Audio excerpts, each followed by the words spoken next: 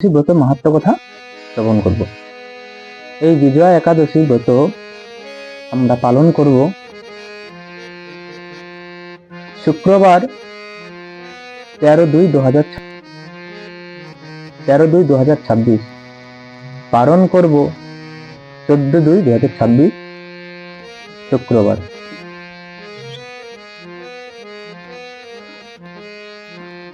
জয় জয় শ্রী রাধেকৃষ্ণ।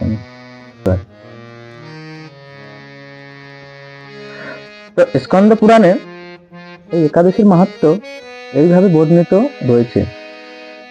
মহারাজ যুধিষ্ঠির শ্রীকৃষ্ণকে বললেন, হে বাসুদেব, ফাল্গুন মাসের কৃষ্ণপক্ষের একাদশীর মাহাত্ম্য অনুগ্রহ করে আমাকে বলুন। শ্রীকৃষ্ণ বললেন, হে যুধিষ্ঠির, এই একাদশী বিজয়া নামে পরিচিত। তাহলে এই একাদশীর নাম কি? না, বিজয়া একাদশী। এই একাদশী সম্পর্কে এক সময় দেবর্ষি নারদ স্বয়ম্ভু ব্রহ্মাকে জিজ্ঞাসা করছিলেন।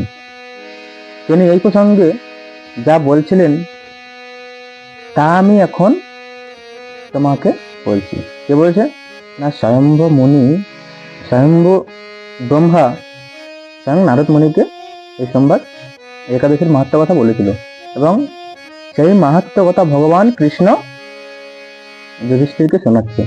আর সেই কথা আজকে আমরাও শ্রবণ করব।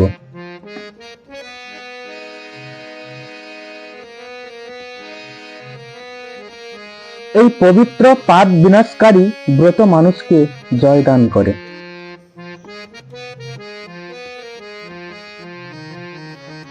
এই পাপ বিনাশকারী ব্রত মানুষকে জয়দান করে বলে এর নাম বিজয়া একাদশী নামে প্রসিদ্ধ। পুরাকালে শ্রী রামচন্দ্র 14 বছরের জন্য বনে গিয়েছিলেন। সীতা ও লক্ষ্মণের সঙ্গে তিনি পঞ্চবটী বনে বাস করতেন। সেই সময় লঙ্কাপতি রাবণ দেবী সীতাকে হরণ করে। সীতার অনুসন্ধানে রামচন্দ্র চতুর্দিক ভ্রমণ করতে থাকলেন। তখন মৃতপ্রায় জটায়ুর সাথে তার সাক্ষাৎ হয়। জটায়ু রাবণের সীতা হরণের সমস্ত বৃত্তান্ত রামচন্দ্রকে জানিয়ে মৃত্যুবরণ করেন। এরপর সীতা উদ্ধারের জন্য বানররাজ সুগ্রীবের সাথে তিনি বন্ধুত্ব স্থাপন করেন।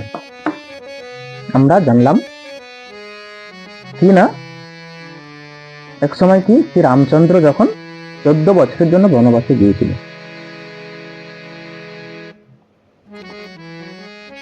পিতার বচন পালন করার জন্য। কারণ মাতা কৈকেয়ীকে দশরথ দুটো বর দিয়েছিল, এবং সেই বর হিসাবে কৈকেয়ী মাতা রামচন্দ্রের 14 বছর বনবাস চেয়ে নিয়েছিল, আর ভরতের রাজত্ব। এই দুটো বর কৈকেয়ী মাতা চেয়ে নিয়েছিল। তো 14 বছর যখন বনবাসে গিয়েছিলেন, তখন সঙ্গে কে ছিল? সীতা মাতা ছিল আর লক্ষ্মণ ছিল সঙ্গে। তো এক সময় যখন রাবণ এসে সীতাকে হরণ করে নিয়ে চলে যায়, তখন সীতার অনুসন্ধানে রাম চতুর্দিকে ঘুরতে ঘুরতে দর্শন হলো কার? জটায়ুর। এবং জটায়ু রামচন্দ্রকে রাবণের সব বৃত্তান্ত কথা বলেন, এবং তিনি সেখানে মৃত্যুবরণ করেন। ভগবান রামচন্দ্রের কৃপায় হনুমান এরপর সীতা উদ্ধারের জন্য বানররাজ সুগ্রীবের সাথে তিনি বন্ধুত্ব স্থাপন করেন। এই কথা শোনার পর রামচন্দ্র কার সাথে? সুগ্রীবের সাথে তিনি বন্ধুত্ব করেন। ভগবান রামচন্দ্রের কৃপায় হনুমান লঙ্কা গমন করেন। সেখানে অশোক বনে সীতা দেবীকে দর্শন করে শ্রীরাম প্রদত্ত অঙ্গুরীয় আংটি।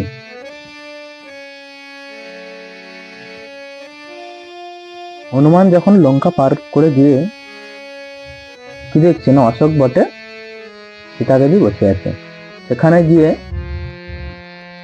হনুমান কি করলো না, সেই রামচন্দ্রের হাতে যে আংটি ছিল ওই আংটিটা তাকে অর্পণ করেন।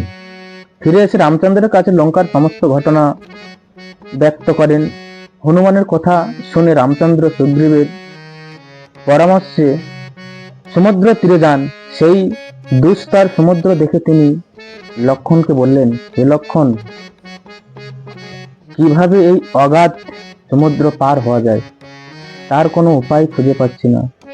উত্তরে লক্ষ্মণ বললেন, হে পুরুষোত্তম, সর্বজ্ঞাতা আদিদেব আপনি,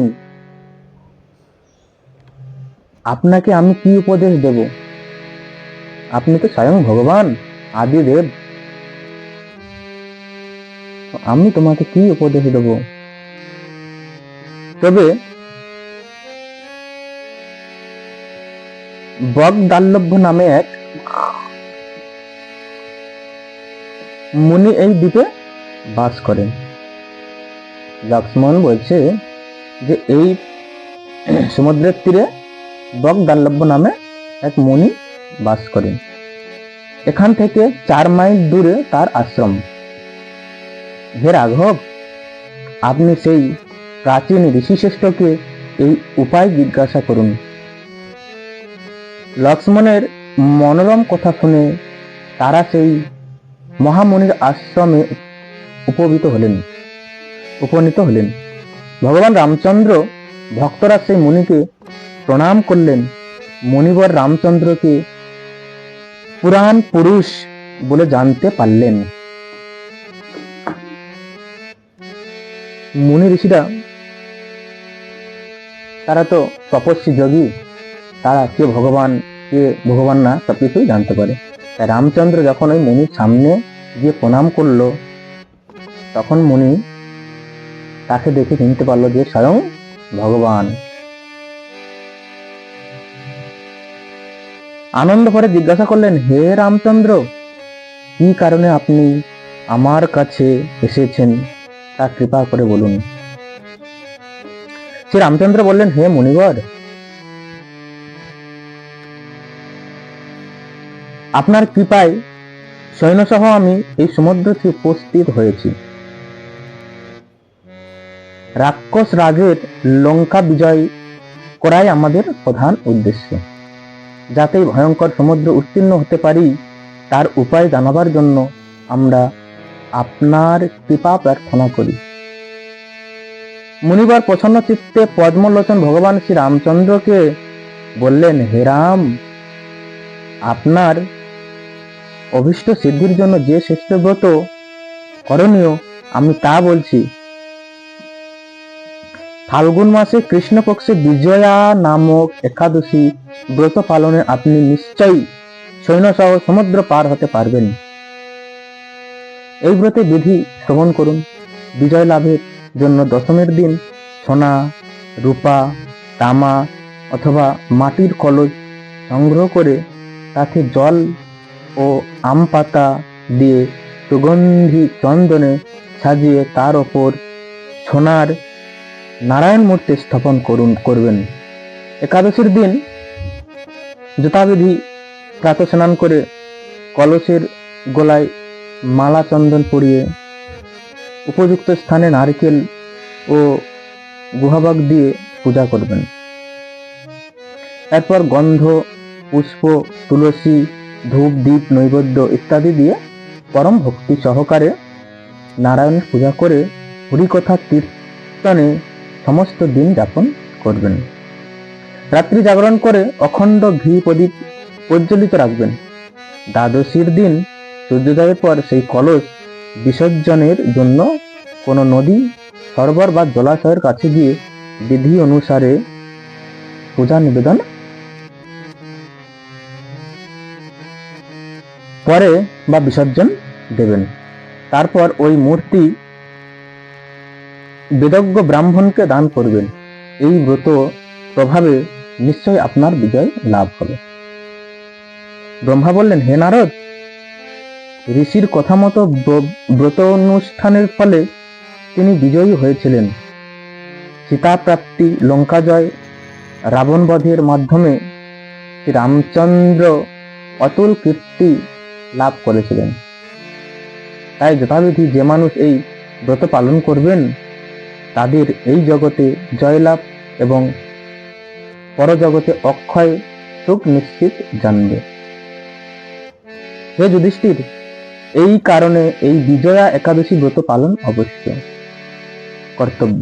এই ব্রত কথা শ্রবণ কীর্তন মাত্রই বাজপেয় যজ্ঞের ফল লাভ হয়। তো এই বিজয়া একাদশী স্বয়ং রামচন্দ্র করেছিলেন।